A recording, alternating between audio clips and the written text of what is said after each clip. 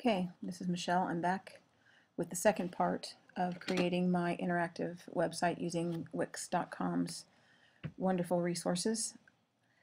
In the last screencast, I showed you how to start with a blank HTML canvas, and I created the home page. Before I had a black background, I had a white background. Now I've turned it to black. It kind of sets it off a little bit better on the website online. I did that was if I click here on my website, and then I'm going to click on background over here on the left to site, and it allows you to choose whatever color background you want will be behind all images and pages, and it's black, consistent with my other web. So okay, and the diameters, the width and the height. This is for me. I just kind of go alt here and then click OK. So that now behind page image I have a black background. It helps me see where these are going to be, especially if the pictures are kind of white, have kind of a white background. Okay, so I have the home page is this first one, my main pages. I don't want a page, but to kind of help me remember where I am this whole year-long set of units, I'm going to go over here and I'm going to click on the arrow and I'm going to click rename, and I'm going to put quest 5, this first quest, and return. So now this is where I'm starting quest 5. Okay, and then here is where I've already linked, and you can't quite well, but it's actually there. If you click, it'll show up. I actually want to move it down, but into more centered into the door. So this is where I've linked the next page under animations. Under animation. Yeah, the animation here to inside the antique shop page. So that's fine. Now I'm going to go to on this main page for each of my units. I do something else that the kids seem to like too, and I insert a Voki, which is a talking avatar that kind of gives them an overview of this new area in the game and gives them an idea of kind of what they're going to be doing. And I choose to use the Voki.com website because you can create them for free there, and so far it's been limited. So, and I've created quite a few. When I create one at the beginning of the quest or the unit, and then at the end to kind of give them an overview of what they're going to need to do for their unit project, which is considered the quest.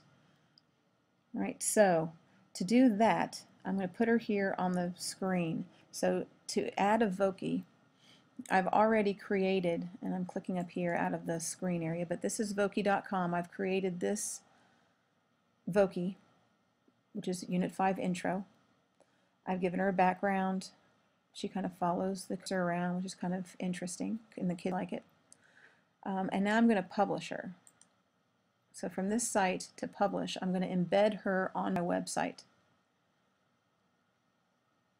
You can also create a link to it, but I enjoy, and the kids enjoy, seeing her appear on the page.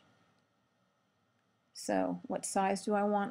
You can do medium, small, medium, or large. I'm going to stick with medium so it doesn't take up a lot of the space. Now here's the embedded code, so I'm going to click here, copy. So it's copied to my clipboard. Now I'm going to go back to the website, and this time I'm going to insert a widget, an HTML widget. And they have quite a few, but I'm again going to go with blank, then I can do with it what I want and make it look the way I want. And I'm going to sit it over here on the page. And now under settings for the HTML widget, I'm going to click over here in the code, and I'm going to paste the code that I just copied from the Voki site. Now I look in here and it tells me the height is 267, so I'm going to change this to 267, and the width in here says it is 200, so that's already set correct. I click OK. It changes the size of the HTML widget. Move it to where I want it. and there she will be. All right, so now I want to insert some text. It's a little blank. On my other sites, I kind of had a title to the site, so I'm going to insert text, a title, and there's lots of different, there's 3 pages of different types of fonts that you can use for the title. I'm going to click this one, move it to where I want it,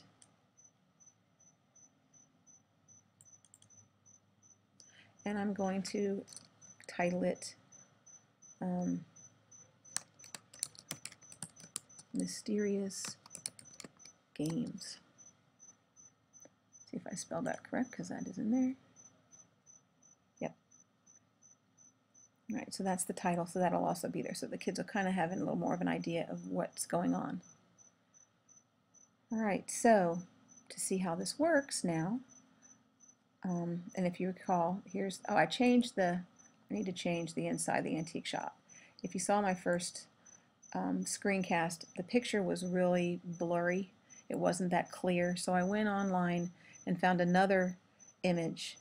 So here under pictures, this one was about 1200 or 1100 by 1200 pixels, really big and clear. Double click on it. I've already uploaded it into my files. Again, it defaults with the frame, so I'm going to take the frame off. Close that. And now it pretty much gives you a good idea here. And there's lots of tutorials within the Wix site also that you can get more help and ideas from. Ah, but my HTML is here. It's not supposed to be on this page on the inside the antique shop. So I need to go click back here on my Quest 5 page. If you notice, here is the page bottom, so I need to put this up, and if you notice, the screen turned color. So now I know I'm in the page area that I need to be in, so it's just on that Quest 5, and here it changed here too. It tells me I'm on the Quest 5 page. Now when I click on back on the inside the antique shop, that HTML is no longer there. But here is this epbot.com. It's kind of awkward to have. So I'm going to drag my picture down a little bit more so it's out of frame.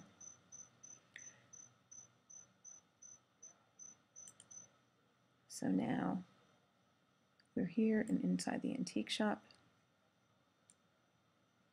I'm going to drag it up just a little bit more.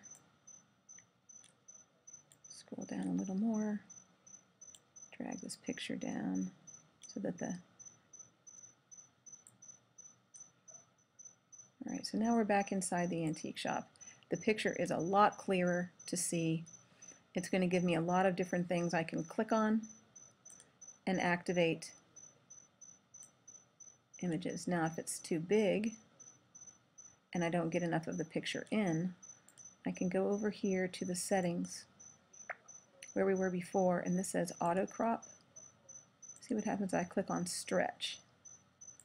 On stretch, now I have a door, so I can go out back, which I want to do later because they end up playing this Egypt game out behind the antique shop in the story.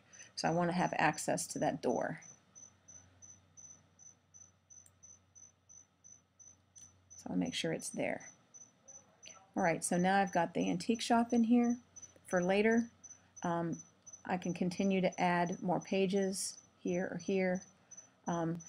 If your site gets big like my other one did, and on another screencast I'll show you what happened with that one. I had to embed pages within pages so that I wouldn't, I would have more access to space and be able to do more things. I thought I was going to be able to get all 7 units in one website, but it was too much going on, so I had to create another one, which is not a problem.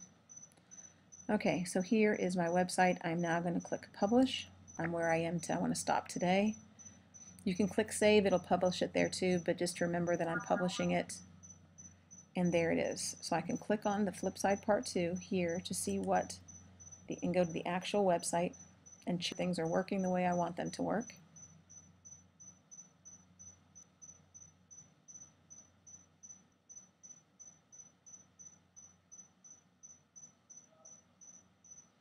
Loading, loading, loading.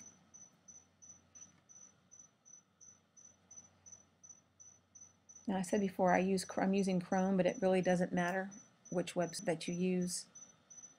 I prefer Chrome versus where I've been, unlike other browsers.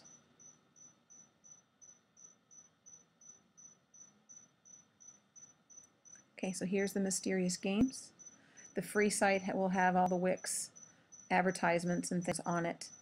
I did upgrade my other site account, so I got rid of some of those things, but afford that to do that with this one at the moment. But here you see on this Mysterious Games, here's the page, here's the link. They click on the shining blue bling, and here we are.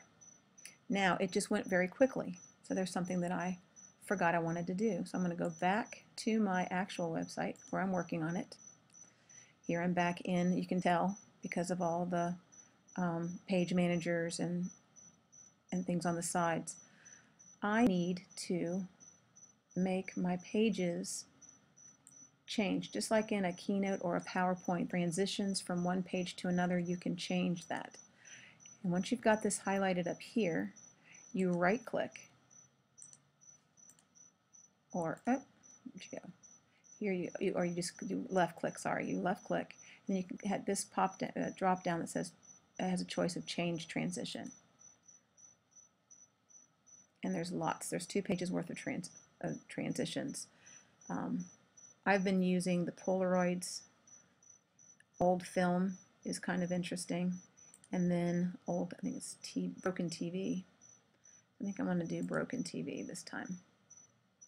So when it changes from page to page within these main pages, it'll transition using the Broken TV effect. All right, so I'm going to publish this again. Save the changes, go to the new site again.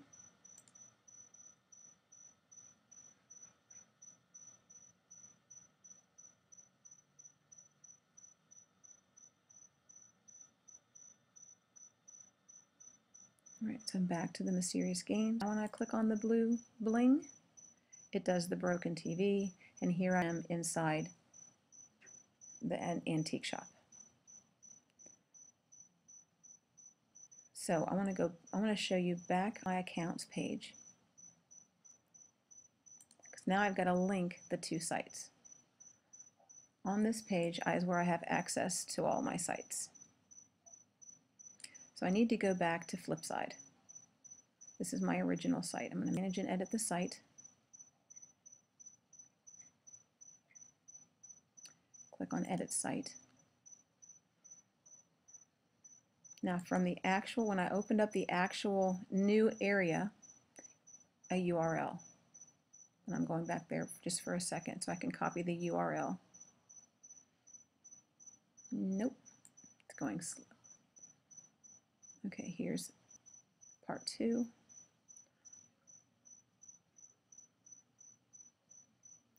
That's something I need to do on my site too, is put some back button. Close this down. It's a lot of pins, a lot of tabs open. Slows things down. The Screencast-O-Matic is open, slows things down. I try to minimize the number of programs I have open too. Let me pause. All right, I'm my Wix. I had a hard time getting back. So what I do to get back to the screens instead of use browser back buttons, I add clip art. Okay, and animations. Actually, I'm going to use clip art. There's lots of different pages of clip art. In my other site, however, I was using to use to go back and forth. Clip art, icons. And up here, I'm running out of screencast.